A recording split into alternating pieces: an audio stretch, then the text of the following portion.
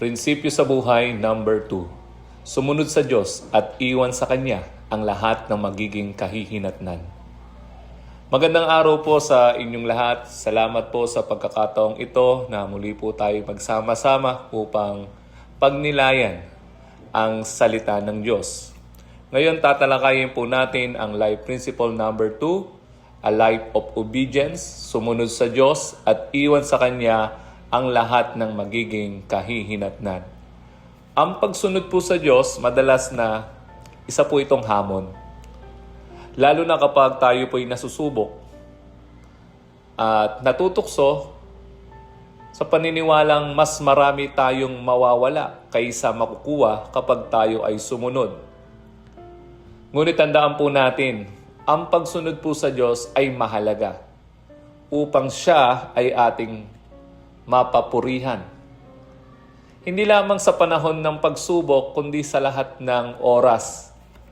Kapag tayo po ay inuutusan ng Diyos na sumunod, ibinibigay niya sa atin ang isang prinsipyong dapat nating ipamuhay. Gumagawa rin po siya ng hangganan o bakod ng proteksyon laban po sa kasamaan. Maaari mong alalahanin ang huling pagkakataon na natukso ka, na gawin ang kabaliktaran ng gusto ng Diyos para sa iyo. Siguradong nagkaroon ng labanan sa iyong puso. Tumambad ang mga tanong na mas mapapahamak ba ako kung susunod ako? O mas magiging masaya ba ako kung susuwayin ko siya? Ngunit kapag pinili nating sumunod sa Diyos, pinipili nating lumakad sa daan ng karunungan.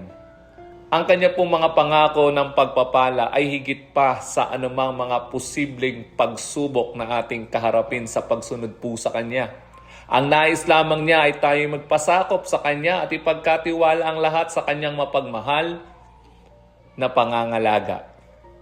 Habang tayo ay lumalagaw sa ating paglakad kasama ang Panginoon, ang pagsunod ay nagiging daan upang lalo natin siyang makilala. Sa ating pagsunod, hinihila niya tayo palapit sa Kanya at itinuturo sa atin ang Kanyang mga aral at ang Kanyang pag-ibig. Ang hindi po pagsunod ay isang mensahe sa Diyos na nagsasabing, mas alam ko ang tama para sa aking buhay. Ngunit alam ng Diyos na ang kasalanan at pagsuway ay may mapanirang epekto, kaya't ang Kanyang mga utos ay hindi po pabigat, kundi proteksyon. Si Satanas naman ay may ibang layunin. Nais niyang tuksohin tayong suwayin ng Diyos. Madalas niyang sabihin na hindi mapagkakatiwalaan ang mga pangako ng Panginoon at na mas masaya tayo kung lalayo tayo sa Kanya. Ngunit alalahanin natin, ang pagsuway ay may mabigat na kapalit. Kahihiyan, pagkasira ng buhay, pagkasira ng pamilya, pagkasira ng relasyon.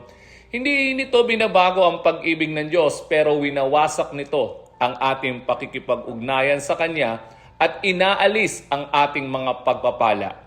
Kung nais po natin matutong sumunod ng may kagalakan at tiwala, tandaan natin ang mga prinsipyong ito. Una, magtiwala sa Diyos sa lahat ng bagay. Hindi ka maliligaw kung sa Kanya mo ilalagay ang iyong tiwala. Siya ang lumikha sa iyo at nagmamahal sa iyo ng walang hanggan. Pangalawa, maghintay sa Panginoon. Kung may problema o desisyon, huwag agad kumilos hanggat hindi malinaw kung ano ang Kanyang kalooban. Pangatlo, magnilay po sa Kanyang salita. Punuin ang ating mga isip ng salita ng Diyos upang malaman natin ang tama sa mali kapag dumating ang mga pagsubok o mga tukso. Pang-apat, makinig sa banal na Espiritu. Ang Diyos ay patuloy na nangungusap sa atin sa Kanyang salita, sa Espiritu Santo na nasa atin at ang mga taong Kanyang ginagamit. Panglima, matutong maghintay o umurong kung hindi malinaw ang daan. Kung ang iyong hangarin ay mapalugod ang Diyos o mapapurihan ang Diyos, manatili sa pagsunod. Hindi kailanman sasalungatin ng Kanyang kalooban ang Kanyang salita. Ika-anim, maging handa sa mga pagsubok at tunggalian. Tulad ng Israel na humarap sa mga kaaway bago makapasok sa lupang pangako, ginagamit ng Diyos ang mga pagsubok, mga hamon upang tayo ay lalong mapalapit sa Kanya. Ikapito, ipagkatiwala sa Diyos ang lahat ng kahihinatnan. Ang pagsunod ay maaaring magdala ng oposisyon, ngunit ito ay laging nagdudulot ng pabor sa harap ng Diyos.